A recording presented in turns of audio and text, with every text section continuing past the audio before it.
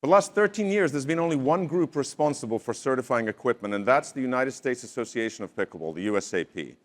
About a year ago, a new group called the UPA-A, part of the organization that owns the two main professional pickleball leagues, the UPA, started to make clear their vision of becoming a competing governing body.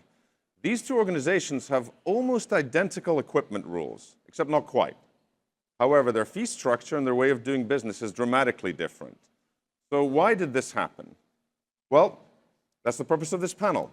Here we have the people: Carl Schmits from USA Pickleball, Rafael Filippini from Gearbox, Jason Aspes from the UPA-A, Gordon Kaye from Joola, and Tom Barnes from Selkirk, who in one way or another were all responsible for creating this entire mess that we find ourselves in. However, the crucial thing is that between them, they hold the key to fixing this. So I want to thank all of them for taking time to be here. I'd like to start things off by asking that very question.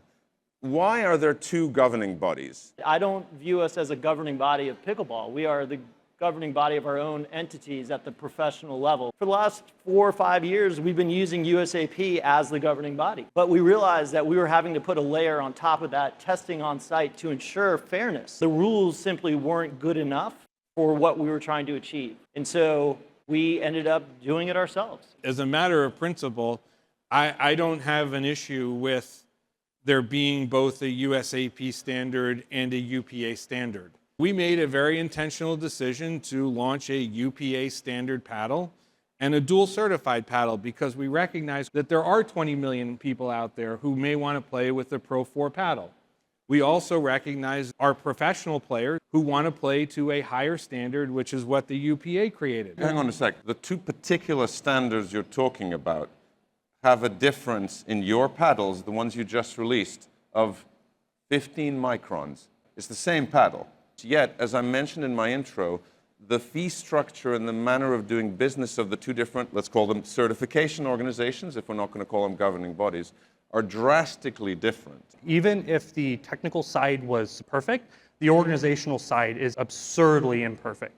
You have conflicts of interest. There's a claim demarcation between PPA, MLP, and UPA-A, and it's clear that that demarcation doesn't exist. In my opinion, it's just a revenue stream. It's a for-profit entity. It's just there to assist the bottom line. I know one of the big controversial topics was this marketing fee. I may be in a minority here. I'm not sure I have such a big issue with it. This really, really harmed the ability for small and medium-sized brands to enter the pro game. Talking to the CEO of UPA and the CEO of UPA-A, they explicitly told me, we want to only deal with like 10 or 20 brands and not deal with all these small little chintzy brands. We were that small chintzy brand 10 years ago.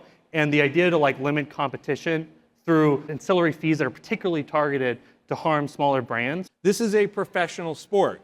This isn't players playing in their basement. We're seeing that with paddles where you have UPA certification and they're supposed to be for pro leagues only, but we're seeing them in the recreational. Yet you claim that we're only for the pros, that I go out to every local court and there's a ton of UPA paddles on the court. If something is for the professional game, I think of that as like a Formula One race car. Not only can I not afford to buy it, but I can't actually drive it on the road.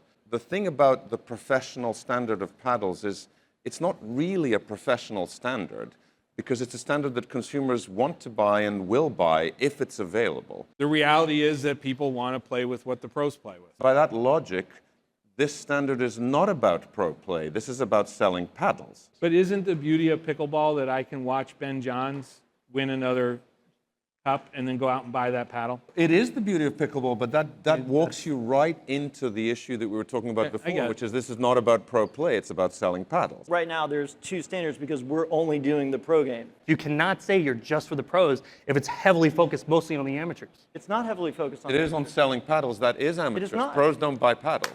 So that's not, I don't understand. I think having one global standard is absolutely the right thing for everybody in this room. We want to see pickleball in the Olympics. We cannot do that with the current fragmentation of standards. There has not been major issues until two hedge fund managers came in and tried to monopolize the sport. That is what caused this drama.